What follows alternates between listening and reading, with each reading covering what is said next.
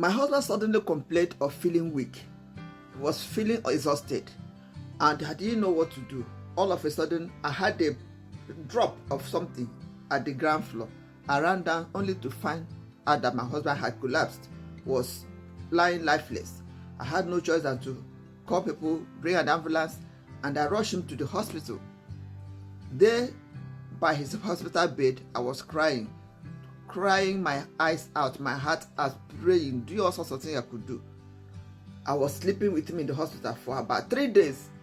Something happened. I had to go downstairs to do something. As I was coming up back to his room, I saw a lady holding his hands, telling him, "Why didn't you tell me?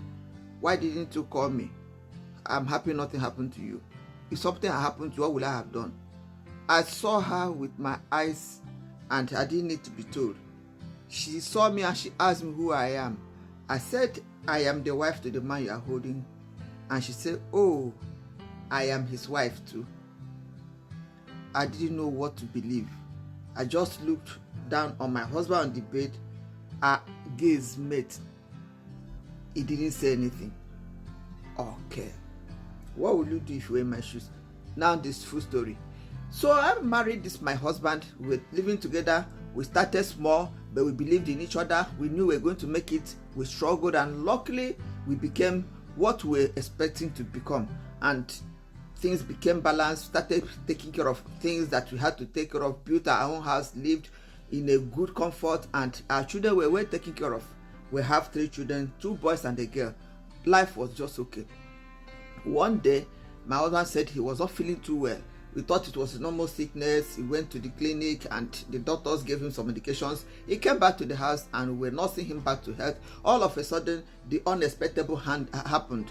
He was downstairs and I was upstairs doing some things. I had a kind of something dropped on the floor. Beam, and I was alarmed. I ran down and found my husband was the one that was lying down on the floor, lifeless. I was so frantic. I had to quickly do what I could do, call the ambulance. They took him to the private hospital that could give him the proper treatment. I paid the bills, was there with him. He was lifeless at the time, almost in coma. I was there crying my heart out, weeping, calling my people, calling his people, his relations, my people, everybody. I could do anything that could be of assistance.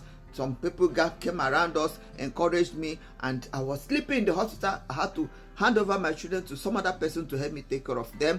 I decided to concentrate my attention on my husband. I was sleeping in the hospital I was sleeping for the whole period. One day, something happened. My husband was just beginning to recuperate. I went down to pick some things for him. As I was coming back, I saw a strange woman sitting by his bedside, holding his hands, looking down into his eyes, saying, "Darling, I hope you are getting better. Why didn't you tell me on time? Why are you just telling me now? If something had happened to her, what would I have done? Please don't be sick."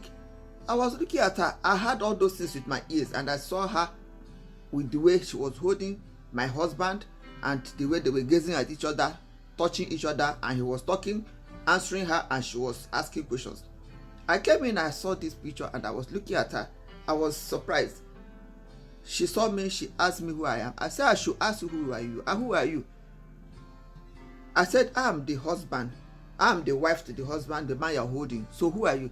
He said, "Oh, that she too, she's his wife." I said, "What do you mean?" Okay, that's what I didn't know, that she is a wife to him back home. And I asked my husband what happened. My husband couldn't look at me. He looked at me and brought down his gaze, and he said he will explain to me. Later, he told me that the lady came from Owerri, that he's from Owerri, and that his family were pressurizing him to marry somebody from their place. Somehow the girl took in, and that he didn't know what to do than to marry her, and that he married her 3 years back, and he kept her in the village. So which means all this while the lady knew about me. She knew everything about me, my name, my everything, and I didn't know she was even in existence. And she said that their family insists that she must marry somebody from his place, and that was why she married the lady. I didn't know whether to cry or to laugh or to smile but I saw everything with my eyes.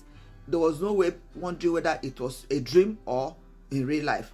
A husband I've been living with for over 10 years suddenly put this stunt, and I didn't know, no sign at all. I didn't suspect anything. I only know that my love for him all died. I didn't know how to pretend. I had to keep quiet. After crying my eyes out, the deed has been done. Okay, we went home. As we got back home, he now said during his birthday, he said he was traveling to Owerri. Of course, there was no need for me to ask questions again. I automatically knew he was going to mark his birthday with the wife or new wife in the village. So he traveled to Owerri. Right now, I'm left in a dilemma. I don't know whether I should pack my things and go with my children, or whether I should remain in a loveless marriage, or whether I should, how long will I continue to pretend? What do I do? Please, that is why I said you people should help me. Let me know what exactly to do in this situation. Do I divorce him and go for my mental health, or do I continue to live in a marriage where there is no more love, and which I don't know if there will ever be that love again?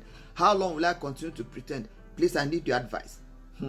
My sister, this is the story from a sister that just came to us this morning, and she needs advice, she needs counsel, and we have already advised her on what to think is the best thing for her to do, but we also want you to have your own say in it. What do you think she should do? What does she do in this kind of a situation? Does she abandon her marriage and pack her 3 children and go on her own, or does she remain and pretend all is well, whereas her mental health is in trouble?